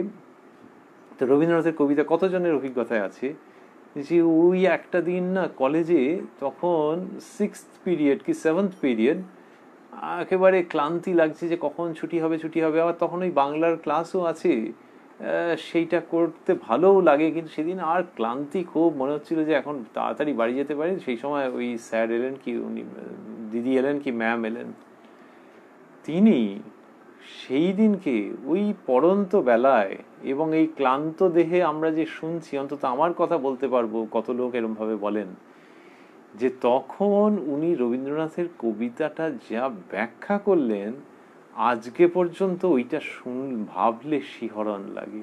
তো এই যেটা সেখানে দেখা যাবে যে ব্যাখ্যা মানে সেখানে যে শব্দগুলো বলেছেন, ওই শব্দগুলো পাওয়া যায়। এমনকি নোট বই 2-3টে মেলালে হয়তো দেখা যাবে ওরই কাছাকাছি আসছে, কিন্তু কই নোট বই পড়ে তো এরকম মনে হয়নি, মুখস্থ করতে গেলে বরং ঘুম পেয়ে যেত। আর এখানে ইনি ঘুম তাড়িয়ে দিলেন, আর ওই ভাবটা মনের মধ্যে এমন ভাবে গেঁথে গেল যে বুড়ো বয়স অব্দি মনে আছে। কেন? তার কারণ ওই যিনি পড়াচ্ছেন তিনি ওটাকে অনুভব করেছেন। তিনি যখন ওটাকে অনুভব করছেন, ওই কবিতার ওই অর্থ, তারপর পড়ন্ত বেলায় আধা অনিচ্ছুক ছাত্রছাত্রীর কাছে এসেও যখন তিনি ব্যাখ্যা করছেন, তাদের মনের দরজা জানলা খুলে যাচ্ছে এবং মনে হচ্ছে প্রভাত হয়েছে। সেই রকম অ্যাপারেন্টলি দেখলে কতগুলো শব্দ, কতগুলি অক্ষর, কতগুলি বিন্যাস, কিন্তু যিনি ওটি প্রাপ্ত হয়েছেন যথার্থভাবে, তিনি যখন উপযুক্ত অধিকারীর কাছে ওটি দিচ্ছেন, ওখানে ওই যে বিকেলবেলায় পড়ন্ত বিকেলবেলায় যিনি পড়াচ্ছেন এবং যার এরকম ভালো লেগেছে, সেই অধিকারীকেও মানতে হবে। ওইটা যদি উনি একটা ক্লাস 4 ছেলের কাছে বোঝাতেন বা নিজের শিশু সন্তানের কাছে বোঝান, তাহলে কাজ হবে না। এই ছেলেটি বা এই মেয়েটির ক্ষেত্রে কাজ হয়েছে, তার মানে এর ভেতরেও ছিল বস্তু, আর উনি উপযুক্ত মানুষ। ওই জন্য বলা হয় যে যিনি দেবেন তিনি উপযুক্ত হতে হবেন, যিনি গ্রহণ করবেন তিনি উপযুক্ত হতে হবে। এবার যখন সেইটা ক্লিক করে যাবে, তখন যখন ওই মন্ত্র ঠিক জায়গায়, ঠিক মানুষ ঠিক জায়গায় দিচ্ছেন, এই ঠিক মানুষ বললে ওখানটাতে আমরা একটুখানি আবার পরে আবার ভাববো, ঠিক ব্যক্তি যখন ঠিক ব্যক্তিকে দিচ্ছেন, তখন ওটা কাজ হচ্ছে। তা না হলে তুমি যেখানে সেখানে ওটা খুঁজে পাবে, কিন্তু ওই ট্রান্সমিশনের প্রক্রিয়াটা কাজ করবে না, ওই সঞ্চালনের প্রক্রিয়াটা কাজ করবে না। এইটা মন্ত্রের ক্ষেত্রে যেটা হয়ে থাকে, এইটা সমস্ত আধ্যাত্মিক বিষয় সম্পর্কে প্রযোজ্য। যে ভগবানের কথা যখন বলা হচ্ছে, রামচন্দ্রের কথা কি শ্রীকৃষ্ণের কথা কত জায়গায় পাওয়া যেতে পারে, কিন্তু একজন পবিত্র চিত্ত সাধক বা সাধিকা যখন কৃষ্ণ লীলা ব্যাখ্যা করছেন, তখন অনেকটা ভোগের মধ্যে লিপ্ত একজন মানুষেরও মন একেবারে দেখতে দেখতে তত্তর করে পবিত্র হয়ে যাচ্ছে। কেন? নয়, যিনি ব্যাখ্যা করছেন তিনি একজন অন্য কেউ। তিনি ওই লীলাকে মনের অ্যাবসলিউট পবিত্রতার দৃষ্টিতে প্রাপ্ত হয়েছেন, এবং সেই প্রাপ্তিকেই তিনি এখন সঞ্চারিত করে দিচ্ছেন। এইটি শ্রীরামকৃষ্ণ দেখাচ্ছেন যে ধর্ম উপদেশের ক্ষেত্রে এই প্রক্রিয়াটি কাজ করতে হয়। সেই জন্য বিজয়কৃষ্ণ মহাশয় যে বলছেন যে ব্রাহ্ম সমাজে যে উপদেশাদি হয় তাতে কি লোকের পরিত্রাণ হয় না, যে না, ওইটা কে ওই উপদেশ দিচ্ছেন সেটা ম্যাটার করবে। যে রিসিভ করবে তাকেও প্রিপেয়ার্ড থাকতে হবে, আর যদি ধরে নি প্রিপেয়ার্ড, তাহলেও যিনি দিচ্ছেন তাকে ওরকম থাকতে হবে। এবং এক্ষেত্রে বাংলার মাস্টারমশাই কি দিদিমণি, স্যার কি ম্যাম, তিনি যদি রবীন্দ্রনাথের কবিতা খুব ভালো করে আয়ত্ত করে থাকেন তাহলে ওদের হয়ে যাবে, ওই কাজটা হবে। আর এখানে হচ্ছে ঈশ্বর স্বয়ং আবির্ভূত হয়ে আদেশ দিলে তবে ওটা হবে। এইটা শ্রীরামকৃষ্ণ নিয়ে আসছেন কি সুন্দর করে, এবং সেই জন্য এইখানে বলছেন তার কাছ থেকে আমরা এই ধারণাটি প্রাপ্ত হচ্ছি। বলছেন মানুষের কি সাধ্য অপরকে ভববন্ধন সংসার বন্ধন থেকে মুক্ত করে, যার এই ভুবন মোহিনী মায়া তিনি সেই মায়া থেকে মুক্ত করতে পারেন। তাই এখানে দেখাচ্ছেন যে এই যে মায়া থেকে মুক্ত করা, এখানে আবার আরেকটা সুর আসছে, ওইটার পরে একটার পর একটা সুর আসছে। এখানে যে সুরটি আসছে যে যার মায়া তিনি মুক্ত করতে পারেন, অন্য কেউ যেন সেটা ভাবে না যে সে করে দেবে, সে করে দেবে। এটা একটা মানুষের সংস্কার, তো অনেক সময় ভাবে যে সেই এটাতে সফল হবে। এই অহংকারটা রাখতে নেই, কেননা এটা লজিক্যালি যাবে না। ঘটনাটা হচ্ছে যে যিনি ওই বন্ধনের মধ্যে ফেলেছেন, বিজয়কৃষ্ণের প্রশ্ন ছিল যে তাতে কি লোকের পরিত্রাণ হয় না, কিসের থেকে পরিত্রাণ? বন্ধন থেকে। তো সেই বন্ধন যিনি রেখেছেন তিনিই মুক্ত করতে পারেন। অন্য ক্ষেত্রে অন্যরকম হতে পারে, একজন হাত বেঁধে দিয়ে গেল আরেকজন খুলে দিল, কিন্তু ঈশ্বরের জগতের নিয়ম হচ্ছে যে যিনি বন্ধনে রেখেছেন, কিরকম, যার এই ভুবন মোহিনী মায়া তিনি সেই মায়া থেকে মুক্ত করতে পারেন। তাহলে তিনি মায়া থেকে মুক্ত করতে পারেন, তাহলে যে আচার্য তার ভূমিকাটা কি? যথার্থ আচার্য না, তিনি এই আচার্যের মাধ্যমে কাজ করছেন, তিনি এই আচার্যকে এম্পাওয়ার করেছেন। সুতরাং ওটা হবে যেমন ওই কোম্পানির বড় সাহেব আসেননি, কিন্তু এই চাপরাশিকে এন্ট্রাস্ট করে দিয়ে গেছেন, সেই লোকটি যখন এসে ওর নোটিশ টাঙিয়ে দিয়ে গেছে, ব্যাস কাজ হয়ে গেছে। তেমনি ওই ভুবনমোহিনী যা মায়া যার, তিনি যাকে এন্ট্রাস্ট করবেন, যাকে চাপরাশ দেবেন, তার মাধ্যমেই হবে, তা না হলে ওটা হবে না। যার এই ভুবনমোহিনী মায়া তিনি সেই মায়া থেকে মুক্ত করতে পারেন। আর কি, একটু আগে আমরা বলছিলাম যে মানুষ যদি এই চেষ্টা করে, মানুষ যদি পারে, শ্রীরামকৃষ্ণ শেখাচ্ছেন যে এটা ঠিক ঠিক আলোকে বোঝার অপেক্ষা রাখে। সচ্চিদানন্দ গুরু বলছেন, সচ্চিদানন্দ গুরু বই আর গতি নাই, সচ্চিদানন্দ গুরু বই আর গতি নাই। তো এই সচ্চিদানন্দই গুরু। কয়েকদিন আগে আমরা গুরু পূর্ণিমার মধ্যে ছিলাম, বিভিন্ন সময় কথাগুলি এসেছে বিভিন্ন জনের মাধ্যমে, যে শ্রীরামকৃষ্ণ শেখাচ্ছেন যে গুরু এক সাক্ষাৎ সচ্চিদানন্দ, তিনি গুরু রূপে আসেন এবং গুরুর বিভিন্ন রূপ বিভিন্ন জনের জন্য তিনি ধারণ করেন। তাহলে যিনি যাকে গুরু রূপে বরণ করেছেন তিনি তাকে সাক্ষাৎ সচ্চিদানন্দ জানবেন। এইটাই হচ্ছে ধর্মপথে অগ্রগতির উপায়। তো ওই বললেন যে সচ্চিদানন্দ গুরু বই আর গতি নাই। তাহলে এই যে সচ্চিদানন্দ গুরু তিনি একমাত্র করতে পারেন। এইগুলো বিজয়কৃষ্ণকে শ্রীরামকৃষ্ণ বলছেন। যারা ঈশ্বর লাভ করে নাই, তাঁর আদেশ পায় নাই, যারা ঈশ্বরের শক্তিতে শক্তিমান হয় নাই, তাদের কি সাধ্য জীবের ভববন্ধন মোচন করে? তো তাদের পক্ষে তাদের ওই সাধ্যটা নেই। তার মানে তাদের যদি ইচ্ছেও থেকে থাকে, সদিচ্ছেও থেকে থাকে, কিন্তু ওই ব্যক্তিগত অহং ইত্যাদি যেখানটাতে রয়ে গেছে, অহং যদি খুব দগদগে অর্থে নাও ভাবি, কিন্তু হ্যাঁ আমি চেষ্টা করছি, আমি এটা করে দেবো, I will do this good work, এরকম ভাবে ভাবলেও হবে না। Because after all you can't do until you are empowered to do so.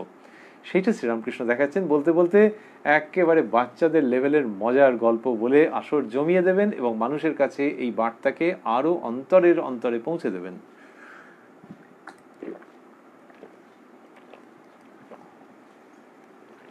তিনি বলছেন, আমি একদিন পঞ্চবটির কাছ দিয়ে ঝাউতলায় বাঁধে যাচ্ছিলাম। সামহাও আবার ওই প্রসঙ্গ এসে গেছে যেটা হালদার পুকুরে ছিল। তো ওই রকম প্রাকৃতিক কল, সেটার কথা এসে গেছে, নেচার্স কল। আমি একদিন পঞ্চবটির কাছ দিয়ে ঝাউতলায় বাঁধে যাচ্ছিলাম। ঝাউতলা মানে দক্ষিণেশ্বর মন্দিরের একেবারে উত্তর পশ্চিম দিক, মানে যেদিকে আগে বারুদের কারখানা ছিল, ম্যাচ ফ্যাক্টরি ছিল, সেই দিকটা উত্তর দিক। এবং সেখান থেকে যদি গঙ্গার দিকটা ঘেঁষে ভাবা যায় তাহলে উত্তর পশ্চিম দিক। তো ওইখানে ঝাউতলা ছিল, ওই দিকে যাচ্ছিলেন টয়লেট করতে ইত্যাদি। শুনতে পেলুম যে একটা কোলা ব্যাঙ খুব ডাকছে, বোধ হলো সাপে ধরেছে। অনেকক্ষণ পরে যখন ফিরে আসছি তখনও দেখি ব্যাঙটা খুব ডাকছে। সাপে ধরেছে, তাহলে এখনো ব্যাঙটা ডাকছে কেন? একবার উঁকি মেরে দেখলুম কি হয়েছে। দেখি একটা ঢোঁড়ায় ব্যাঙটাকে ধরেছে, ছাড়তেও পাচ্ছে না, গিলতেও পাচ্ছে না, ব্যাঙটার যন্ত্রণা ঘুরছে না। তখন ভাবলাম, ওরে, যদি জাত সাপে ধরতো 3 ডাকের পর ব্যাঙটা চুপ হয়ে যেত। এ একটা ঢোঁড়ায় ধরেছে কিনা তাই সাপটারও যন্ত্রণা, ব্যাঙটারও যন্ত্রণা। এই কথা শ্রীরামকৃষ্ণ বললেন যে ফিরে আসার সময়। এমনি তো দৃশ্যটাও ভাবতে গেলে দারুণ, যে পটি করে চলে এসছেন, বলছেন বাহ্যে যাচ্ছিলেন, করে চলে এসছেন, অনেকক্ষণ বাদে এসে দেখছেন সে ব্যাঙটা ডাকছে, তখন উঁকি মেরে দেখেছেন। তার মানে এই সাপ এখনকার দিনে যেমন লোকে দেখে যে আরশোলা টিকটিকি খপ্পরে পড়েছে, তো সেই রকম ভাবে উনি দেখছেন যে সাপটা ব্যাঙটাকে ধরেছে। এমনিতে যদি মানুষের পায়ের আওয়াজ পায় তাহলে তো সাপের পালিয়ে যাওয়ার কথা, পালাচ্ছে না। তার কারণ হচ্ছে যে যেটাকে খেতে গিয়েছিল ওটা নিয়ে ওর হিমশিম খাওয়া অবস্থা। তো বলছেন যে দেখি একটা ঢোঁড়া সাপ একটা ঢোঁড়ায় ব্যাঙটাকে ধরেছে, ছাড়তেও পারছে না, গিলতেও পারছে না। তো ছেড়ে দিলেই হয়, কিন্তু সে আর প্রেস্টিজ ইস্যু হয়ে যাবে। ছাড়তে পারছে না, এদিকে গিলতেও পারছে না, ব্যাঙটার যন্ত্রণা ঘুরছে না। তো ব্যাঙটা ওরকম একটা অবস্থার মধ্যে পড়েছে। তখন ভাবলাম, ওরে যদি জাত সাপে ধরতো 3 ডাকের পর ব্যাঙটা চুপ হয়ে যেত। একটা ঢোঁড়ায় ধরেছে কিনা তাই সাপটারও যন্ত্রণা, ব্যাঙটারও যন্ত্রণা। নাও কাম টু সাপটারও যন্ত্রণা। তাহলে ওই গুরু শিষ্য সম্পর্ক দেখাচ্ছেন যে তারও যন্ত্রণা, যে কিনা শিষ্যের মুক্তির ব্যবস্থা করে দিতে পারছে না, তখন পুরো জিনিসটা হাফ ডান যখন হচ্ছে, তখন যিনি ওটা করছেন তারও যন্ত্রণা। The desired effect is not being produced. তিনি যা চাইছিলেন সেরকম হচ্ছে না। শ্রীরামকৃষ্ণ কেশবচন্দ্র সেন মহাশয়কে বলছেন যে তুমি লক্ষণ দেখে দল করো না, তোমার দল ভেঙে ভেঙে যায়। কেশব সেনের ওটা একটা আক্ষেপ ছিল। এই যে আক্ষেপ, যে দল ভেঙে ভেঙে যাচ্ছে, যা করতে চাইছেন করতে পারছেন না, যে উপদেশ দিচ্ছেন তাতে কাজ হচ্ছে না, তাতে তারও যন্ত্রণা আছে। আর যার কাজটা হলো না তার তো যন্ত্রণা আছেই, ভববন্ধন মোচন হচ্ছে না, হাফ ডান, কিরকম একটা দরকচা মার্কা অবস্থা। এইরকম দেখাচ্ছেন যে সাপের ব্যাঙ ধরা। আর কি দেখি ঢোঁড়ায় ব্যাঙটাকে ধরেছে, ছাড়তেও পারছে না, গিলতেও পারছে না, ব্যাঙটার যন্ত্রণা ঘুরছে না। ব্যাঙটার যন্ত্রণা মানে ব্যাঙটা যদি মরে যেত তাহলে ভালো ছিল নাকি? এই যদি ভাবতাম যে এটা একটা একবারে সে জাত সাপ, এবং শ্রীরামকৃষ্ণ যখন ফিরছেন তখন দেখা গেল যে আর কোথাও আওয়াজ টাওয়াজ নেই, তার মানে সে সাবার করে দিয়েছে, তাহলে তো একটু ট্র্যাজিক স্টোরি। ট্র্যাজিক নয়, কারণ ব্যাঙটা মরে যাওয়া, ব্যাঙ, বিভিন্ন মানুষ এই শব্দটাকে নানান রকম ভাবে ব্যবহার করেন। ব্যাঙ, ওটার মরে যাওয়া মানে মানুষের অশুভ সংস্কার মরে যাওয়া। That is so nice an occasion to celebrate. সদ্গুরুর খপ্পরে যদি পড়ে, সদ্গুরুর থাবার মধ্যে যদি পড়ে, সদ্গুরুর প্রভাবের মধ্যে যদি পড়ে, অশুভ সংস্কারের বিনাশ হয়ে যায়, শেষ হয়ে যায়। শ্রীরামকৃষ্ণ বলছেন 3 ডাকের পর ব্যাঙটা চুপ হয়ে যেত। তার মানে অশুভ সংস্কারগুলো যে মাথা তুলতে চাইতো, ওই আসক্তির জগতের হাতছানিতে ছুটে ছুটে যেতে চাইতো, মায়ামোহের জগতে ভালগার ভাবে নেচে কুঁদে অবতীর্ণ হতে চাইতো, 3 ডাকের পর সেটা চুপ হয়ে যায় যদি সদ্গুরুর আশ্রয়ে পড়ে। কি চমৎকার উদাহরণ! ব্যাঙটা মরুক, অশুভ সংস্কারের অবসান ঘটুক, ভেতরের দেবত্ব, চিরমুক্ত সত্তা প্রকাশিত হয়ে আসুক। শ্রীরামকৃষ্ণ সেই শাইনিং পিকচারে নিয়ে আসছেন মানুষকে। আর ওই রকমভাবে মজা করে বলছেন, ওরে যদি জাত সাপে ধরতো 3 ডাকের পর ব্যাংকটা চুপ হয়ে যেত, এই একটা ঢোঁড়ায় ধরেছে কিনা তাই সাপটারও যন্ত্রণা, ব্যাংকটারও যন্ত্রণা। অন্যদিক থেকে ভাবতে গেলে যে ঢোঁড়া সাপটাকে কে বলেছিল ব্যাংকটাকে ধরতে? তোর ক্ষমতা নেই, নিজে মরবি নাকি? সেই রকম শ্রীরামকৃষ্ণের উদাহরণ যে others should not take up the job, তাহলে তাদের যন্ত্রণা আছে। বলছেন যদি সদ্গুরু হয়, জীবের অহংকার 3 ডাকে ঘুচে। কি সুন্দর করে মিলিয়ে দিচ্ছেন যে জীবের অহংকার 3 ডাকে ঘুচে। এই যে অহংকার, এই অহংকারের মানে এরকম শুধু এরকম নয় যে আমি এই আমি এই আমি এই। শ্রীরামকৃষ্ণ অন্যত্র বলেছেন কাঁচা আমি আর পাকা আমি। এখন কাঁচা আমি বলতে যে অহংকার বোঝায় যে আমি এই আমি এই, আমায় সবাই মানবে, আমার, সেটা স্থূল জায়গা। সেটার সম্পর্কে উনি বারবার সচেতন করেছেন যে আমি আমি আমি, ওইটাকে বলেছেন কাঁচা আমি, এবং ওটাকে পাকা আমিতে পরিণত করা যায় যে আমি ঈশ্বরের দাস, আমার আর কোনো পরিচয় নেই। আমি বলবো, নিজের কথাই বলবো, কিন্তু সেটা হচ্ছে যে আমি তার দাস, সার্ভেন্ট। এই যে আমি, এটাতে কোনো দোষ নেই। কিন্তু এই কাঁচা আমি যদি ভাবি, আর এখানে যে অহংকার বলছেন দুটো সমার্থক নয়। কাঁচা আমি মানে অনেক গ্রস, আর অহংকার মানে হচ্ছে যে অহংবোধ, যে নিজে একজন কেউ, এই বোধটা, সে নিজে একজন কেউ কেটা, যে সে তো অনেক স্থূল হয়ে গেল। ধরলাম যে সেখান থেকে অনেকটা সে সারিয়ে এনেছে ব্যাপারটাকে, কিন্তু তাহলেও নিজে একটা পুরুষ কি নারী, নিজে অন্যদের থেকে তফাৎ। যে 11 নম্বর বাড়িতে থাকে সে ভাবছে 12 নম্বরের ব্যক্তি যেমনই হন না কেন তার থেকে এ আলাদা। কিন্তু কেউ যদি বলে দূর, আলাদা কিসের, মানুষ তো, কি মুশকিল, ওই বাড়ির লোকটা আর তুমি, তোমাদের মধ্যে কোনো মিল নেই, তা তো মানুষ তো। তা একেবারে কি করে ভাবছো যে উনি আর তুমি আলাদা? একদম ভেতরের যে সত্তা সেখানেও কি আলাদা দেখা যাবে? তখন প্রসঙ্গটা সিরিয়াস হয়ে যাবে। এই করে যখন কেউ ভাববেন যে না, ওই বাইরের গুলো তো সত্যি বদলে বদলে বদলে বদলে যাচ্ছে, এই মানুষ 11 নম্বরের মানুষটা 12 নম্বরের মানুষের মতো মানসিকতায় পরিণত হতে পারেন, 12 11-র মতো মানসিকতায় পরিণত হতে পারে, ভালো খারাপ যে দিক দিয়ে ভাবি না কেন। সুতরাং এই যে বাইরেটা পরিবর্তিত হয়ে যাচ্ছে, তাহলে ভেতরে কি আছে যেটা দিয়ে কিনা দুজনের মধ্যে একত্বটা দেখা যাবে? একটা কিছু আছে ভেতরে যেখান থেকে হচ্ছে একই। তাহলে মানুষ বললে অনেকটাই বোঝা যাচ্ছে যে হ্যাঁ, দুজনে এন্টায়ারলি ডিফারেন্ট নয়, কিন্তু তারপরেও যদি পার্থক্য কেউ ভাবতে চায়, তারপরে হচ্ছে যে না, ভেতরের একেবারে ভেতরের যে সত্তা, যে চৈতন্য সত্তা, সেটা একই।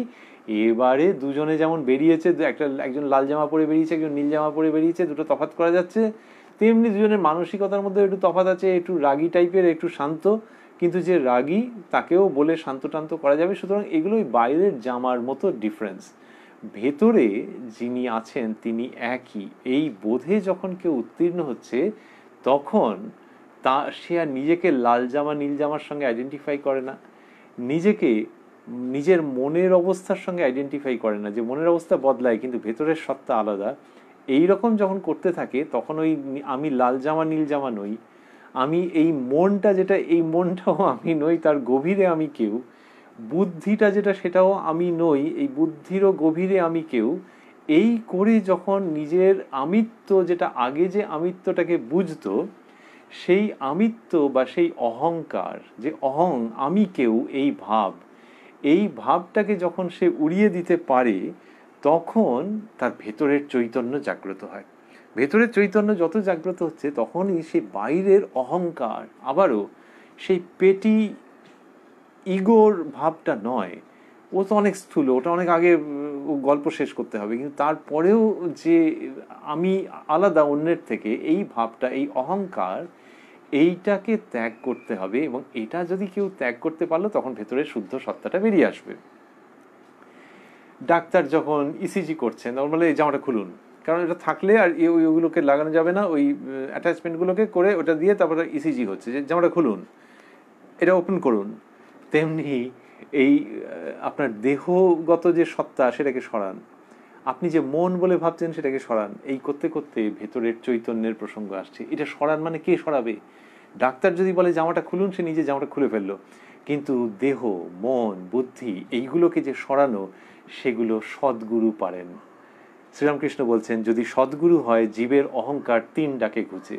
তাহলে বাইরের যে আবরণগুলো রয়েছে, যেগুলো কিনা ওই ভেতরের সত্তাকে দেখতে দিচ্ছে না, বাইরের যে অহংকার, যে এটাই আমি, এটাই আমি, এটাই আমি, দেহটাকেই আমি ভাবা, মনটাকে, বুদ্ধিকে আমি ভাবা ইত্যাদি, এইগুলো সদ্গুরু যদি হয় তিনি একসঙ্গে সমস্তগুলোকে অপসারিত করে দিতে পারেন এবং দেন। তাহলে যদি সদ্গুরু হয়, জীবের অহংকার 3 ডাকে ঘুচে। 3 ডাকে। ব্যাংকটা না ডাক ছিল। শ্রীরামকৃষ্ণ যখন যাচ্ছেন তখন দেখা যায় ব্যাংকটা ডাক ছিল, চিৎকার করছিল। তা ব্যাংকটা চিৎকার করছিল, সেটা দেখে শ্রীরামকৃষ্ণের ওটা কানে গেছে। তারপরে আমি আসার সময় দেখে যা এখনো চিৎকার করছে, এখনো চিৎকার করছে। তাহলে ওই চিৎকারটা কেন করছিল তার কারণ কষ্ট হচ্ছিল বলে চিৎকার করছিল, কিন্তু সে এসেও দেখছেন যে এখনো সেই চিৎকার চলছে। তাহলে জীবের অহংকার 3 ডাকে ঘুচে। তাহলে অহংকার মানে এখানেও একটা চিৎকার আছে, হ্যাঁ আছে। তার কারণ যখন মানুষের প্রথমে অগ্রসর হতে চায় তখন ওইটা মনের মধ্যে থেকে বের করতে পারে না, অনেক সংগ্রামের মধ্যে দিয়ে যেতে হয়। কারণ জীবনের ওঠানামা আছে, জীবন নানান সময় গোলাপ ফুল দেখায়, আবার ইট ছুঁড়ে মারে। এই সমস্তর মধ্যে মানুষ ক্ষতবিক্ষত হতে, ওর ওই ডাক, অসহায়ের যে ডাক, সেইটা থাকে। কিন্তু সদ্গুরু যদি হন তাহলে এই অসহায়তাটা কেন না, পাথর ছুঁড়ে মারলে তো লাগবেই, কিন্তু আরেকটা ব্যাপার আছে, যখন গোলাপ ফুল কেউ ছুঁড়েছিল তখন সে ভেবেছিল জগতে সবাই গোলাপ ছুঁড়ে মারবে বা গোলাপ ছুঁড়বে, গোলাপ বর্ষণ করবে, সে করেনি। সুতরাং গোলাপের বর্ষণ সেটা টু সফট বলে মনে হয়েছিল এবং সেই কারণেই পাথরের আঘাতকে টু হার্শ বলে মনে হচ্ছে। এইটা জীবের অহংকারের জন্য হচ্ছে এবং তখন সে আর্তনাদ করছে, কিন্তু ওইটা না রেস্ট অ্যাসিওর্ড যে 3 ডাকে ঘুচে যাবে। তাহলে এই যে ওই ব্যাঙের যে চিৎকার, সেটা হচ্ছে যে জীবের এই অহংকে অপসারণ করবার যে প্রক্রিয়া, তার আগে চিৎকার রয়েছে। যখন সেই জগতে ভাবছে যে আচ্ছা অন্যরা তো দিব্যি আনন্দে আছে, ফুর্তিতে আছে, তাহলে আমার যন্ত্রণা কেন, এইসব যখন ভাবছে, সেই যে চিৎকার আছে, সেই সমস্ত চলে যায় যখন অবিদ্যা নাশ হয়। কিন্তু অবিদ্যা নাশ যখন হচ্ছে তখন সেই পদ্ধতির মধ্যেও তার ছটফটানি থাকে। সেই সমস্ত কিছু, everything will be calmed, everything will be comforted, everything will be taken care of, যদি সে ওই সদ্গুরুর আশ্রয়েতে থাকে। তা সেখানে বলছেন যদি সদ্গুরু হয় জীবের অহংকার 3 ডাকে ঘুচে, মানে ওটার জন্য ওটা অনেক লিঙ্গার করবে না, ওটা অনেক লং ড্রন প্রসেস হবে না। সদ্গুরু হলে ওটা যথাসময়ে ওই অহং নাশ এবং আন্তর সত্তার বিকাশ হবে। না হলে এটা একটা লং ড্রন স্ট্রাগল হবে ফর বোথ দ্য সাইডস। গুরু কাঁচা হলে গুরুরও যন্ত্রণা, শিষ্যেরও যন্ত্রণা। এইটা শ্রীরামকৃষ্ণ বলছেন যে গুরু কাঁচা হলে গুরুরও যন্ত্রণা, শিষ্যেরও যন্ত্রণা। এই কথাগুলি মাস্টারমশাই আবার বোল্ড অক্ষরে দিয়েছেন। শিষ্যের অহংকার আর ঘুচে না, সংসার বন্ধন আর কাটে না।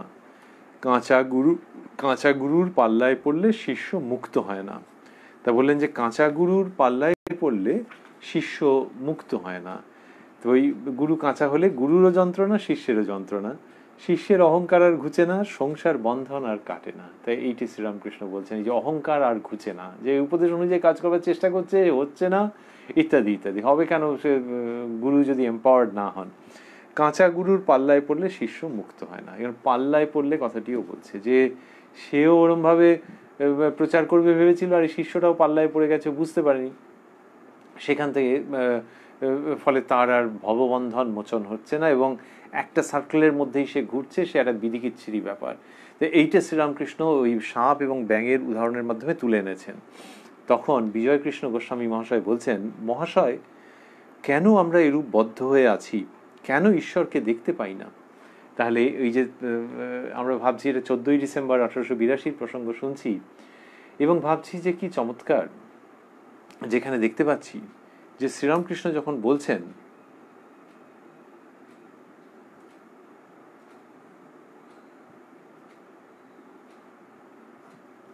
যে বিজয়কৃষ্ণ গোস্বামীকে বললেন তো এইসব কথা যে ঈশ্বরের সাক্ষাৎ আদেশ ব্যতিরেকে লোকশিক্ষা দেওয়া যায় না, আবার সেটাকে বোঝানোর জন্য বললেন যে হালদার পুকুরে ওইরকম রকম সব করতো, লোকে গালমন্দ করতো, করতো, কিন্তু কোনো কাজ হতো না। এইসব কথা যখন বিজয়কৃষ্ণকে বলছেন তখন আমরা একটা অন্য দিক থেকেও ভাবছি, সেটি হলো যে বিজয়কৃষ্ণ গোস্বামী তো একজন আচার্য, সেই আচার্যকে যে শ্রীরামকৃষ্ণ বলছেন তাহলে কেমন লাগবে তার? খুব কি ভালো লাগবে? কেননা এর মধ্যে তো এটা রয়েছে যে ওই ঢোড়া সাপ আর ব্যাং এই সমস্ত কথা তো রয়ে গেল। তাহলে বিজয়কৃষ্ণ যে শেখাচ্ছেন মানুষকে, সেইখানেই তো শ্রীরামকৃষ্ণ তাকে এই কথাগুলি বললেন। তো সেখানে বললেন যে ওই তিনি বলেছিলেন বিজয়কৃষ্ণ যে ব্রাহ্ম সমাজের কাজ করতে হয়, তাই সদা সর্বদা আসতে পারি না, সুবিধা হলে আসবো।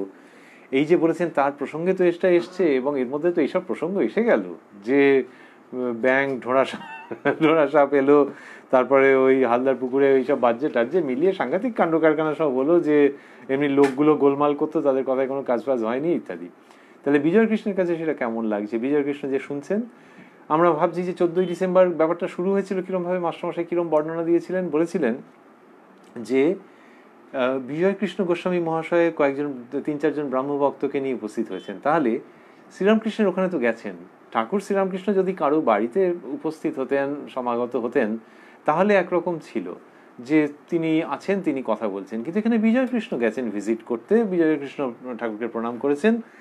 যখন এই ধরনের কথাবার্তা হচ্ছে, আমরা আমাদের লেভেল থেকে ভাবছি যে কথাগুলো বাই চান্স যদি সেরকম ভাবে না ভালো লাগতো, আর বিজয়কৃষ্ণ গেছেন, তার সঙ্গে ব্রাহ্ম ভক্তেরা রয়েছেন, তো এই ভক্তেরা রয়েছেন মানে মাস্টারমশাই লিখেছিলেন ওখানে যে সঙ্গে 3-4টি ব্রাহ্ম ভক্ত। তাহলে এই যে ব্রাহ্ম ভক্ত মানে কারা? এরা ব্রাহ্ম সমাজের ভক্ত। সেখানে বিজয়কৃষ্ণের কি পরিচয়? তিনি আচার্য।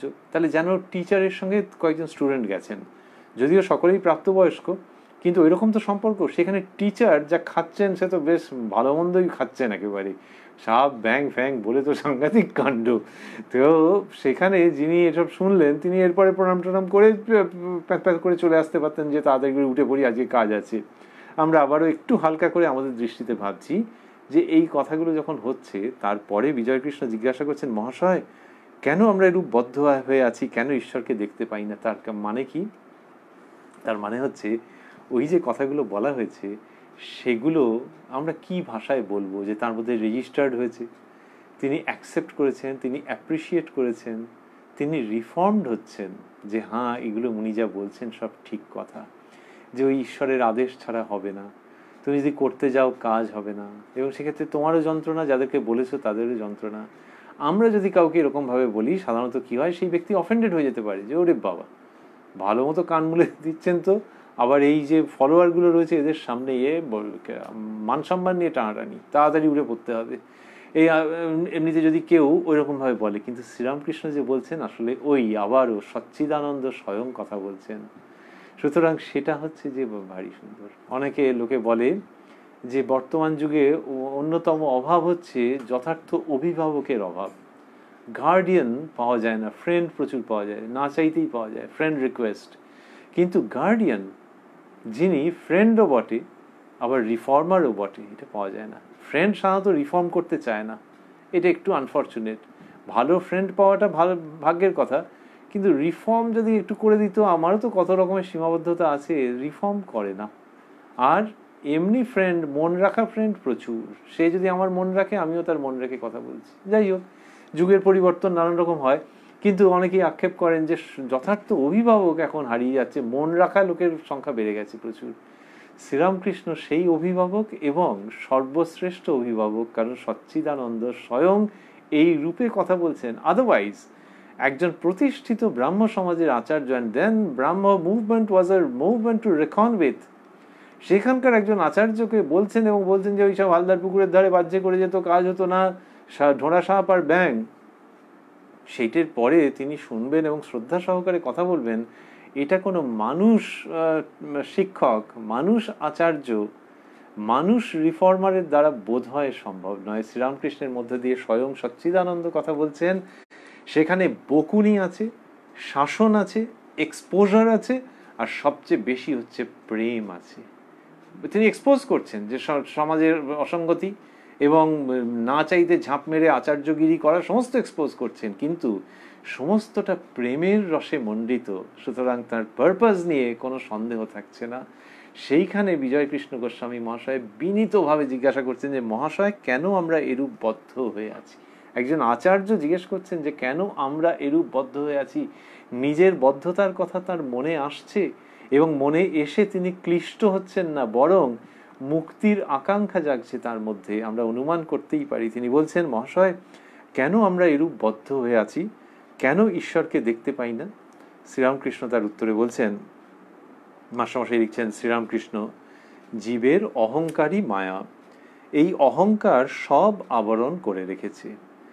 আমি মলে ঘুচিবে জঞ্জাল, এই কথাগুলিকে, এই চারটি শব্দকে মাস্টারমশাই বোল্ড ফন্টে দিচ্ছেন, স্থূলাক্ষরে দিচ্ছেন।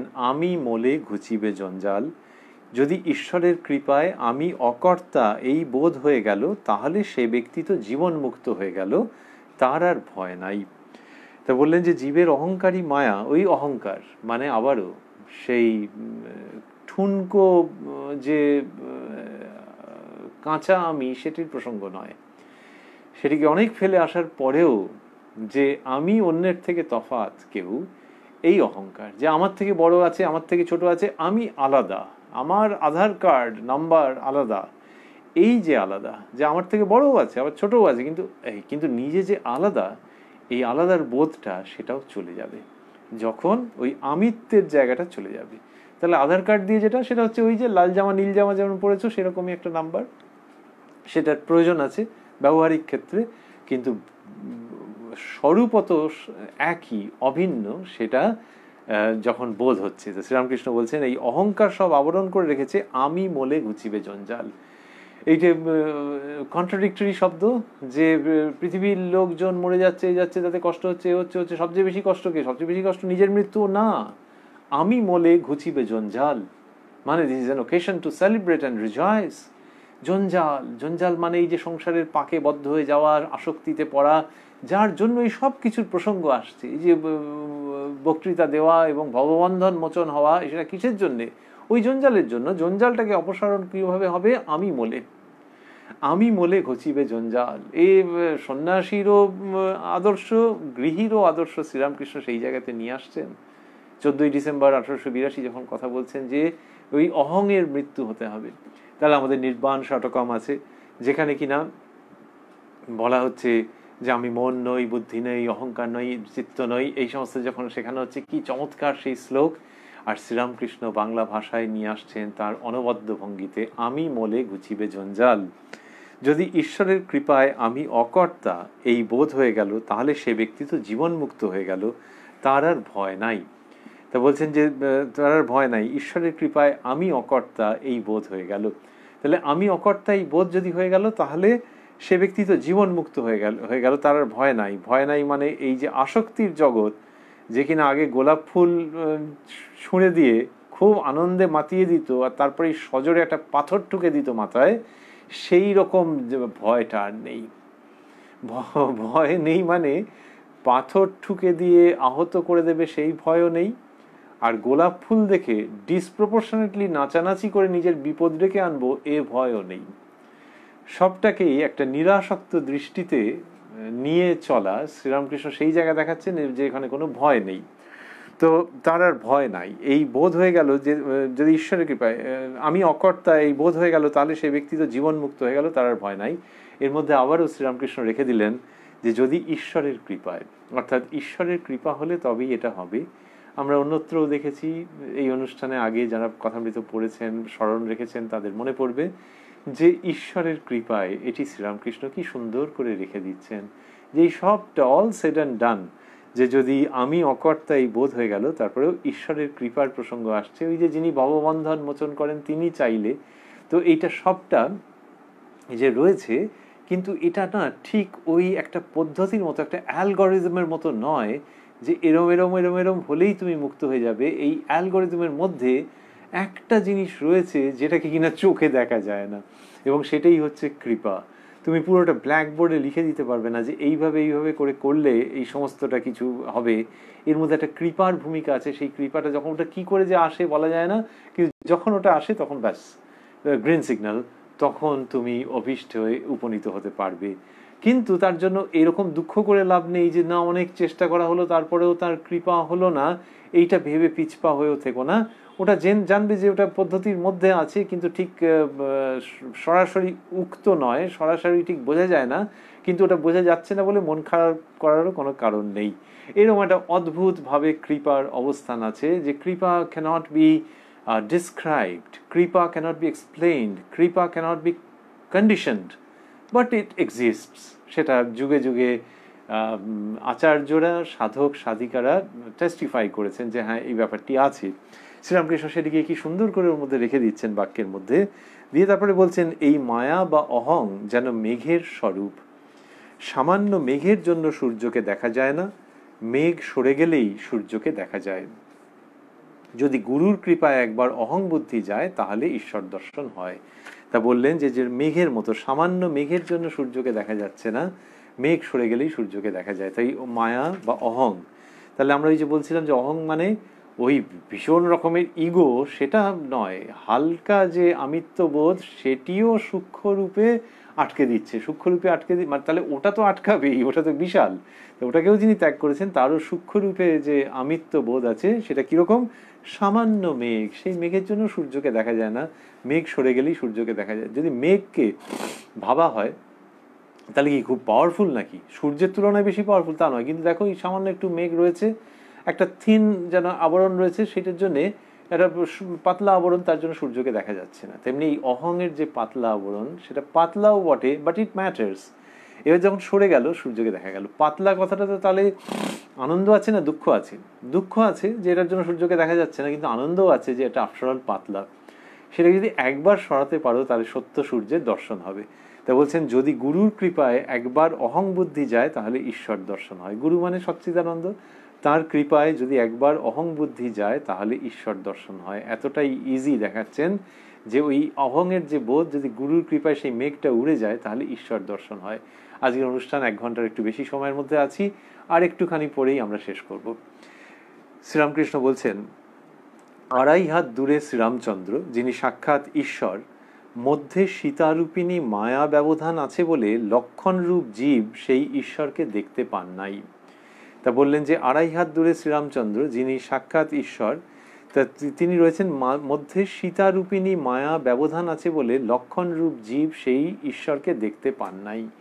তা লক্ষণ রামচন্দ্রকে দেখতে পাচ্ছেন না কেন? যে মাঝখানে সীতারূপিণী মায়া রয়েছেন বলে। কি সুন্দর করে বলা যে মায়া রয়েছেন এবং সেই জন্যে ঈশ্বরকে দেখা যাচ্ছে না। তার মানে রাম, সীতা এবং লক্ষণ যাচ্ছেন, তার মাঝখানে সীতা রয়েছেন। রামচন্দ্র সীতাকে, লক্ষণ রামচন্দ্রকে দেখতে পাচ্ছেন না, পূর্ণ ব্রহ্ম রামচন্দ্র তাকে দেখতে পাচ্ছেন না, কেননা মাঝখানে সীতা রয়েছেন বলে। সুতরাং সেটি মায়ার স্বরূপ। এই মায়াই হচ্ছে ওই যে অহং তৈরি করছে মেঘের মতো, হালকা মেঘের মতো, সেটা ওই মায়া, সেটি রয়েছে বলে সাক্ষাৎ পূর্ণ ব্রহ্ম যিনি তাকে দর্শন করতে পাচ্ছেন না। লক্ষণকে, লক্ষণ হচ্ছেন যার মধ্যে আরতি আছে সেই ভক্ত, কিন্তু তিনি পারছেন না মাঝখানে। তো মাঝখানে যিনি আছেন তিনি কে? তিনি মায়া মানে কি, বিউটিফুল লুকিং লেডি, আসক্তি, এই সমস্ত, হ্যাঁ এই সব কথাগুলি সত্যি, কিন্তু একই সঙ্গে যেন যে তিনি দেবীও বটে। দেবীরই এই রকমের প্রকাশ যেটি মানুষের দৃষ্টিকে প্রতিহত করছে। কেন? শ্রীরামকৃষ্ণ বলছেন মধ্যে সীতারূপিণী মায়া ব্যবধান আছেন বলে, মধ্যে সীতারূপিণী মায়া ব্যবধান আছে বলে। তার মানে এই সীতারূপিণী মায়া সীতার রূপ ধরেছে, যে তার মানে এই জগতের যে আকর্ষণগুলো আছে সেগুলোর রূপ ধরেছেন সেই মায়া। সেই মায়া শক্তিকে শ্রীরামকৃষ্ণ এখানে স্বীকার করছেন যে তাকে খাটো করো না, তাকেও প্রসন্ন করতে হয়। সেই তিনি প্রসন্ন হয়ে যদি পথ ছেড়ে দেন তাহলে রামচন্দ্রকে দর্শন করা যায়। So Maya is an obstacle, but to be taken with due seriousness, to be worshipped and to be prayed for your emancipation, for the removal of obstacle. সেইটা শ্রীরামকৃষ্ণ দেখাচ্ছেন, সীতাকে কি অদ্ভুত দৃষ্টিতে দেখাচ্ছেন, তিনি অদ্ভুত আলোকে দেখাচ্ছেন। আর এই অনুষ্ঠান আজকে আমরা শেষ করব, এরপরেই যেটি বলছেন সেটি শুনতে শুনতে বলছেন এই দেখো আমি এই গামছাখানা দিয়ে মুখের সামনে আড়াল করছি আর আমায় দেখতে পাচ্ছ না, তবু আমি কত কাছে, তবু আমি এত কাছে। সেইরূপ ভগবান সকলের চেয়ে কাছে, তবু এই মায়া আবরণের দরুন তাকে দেখতে পাচ্ছ না, তাকে দেখতে পাচ্ছ না। কি সুন্দর!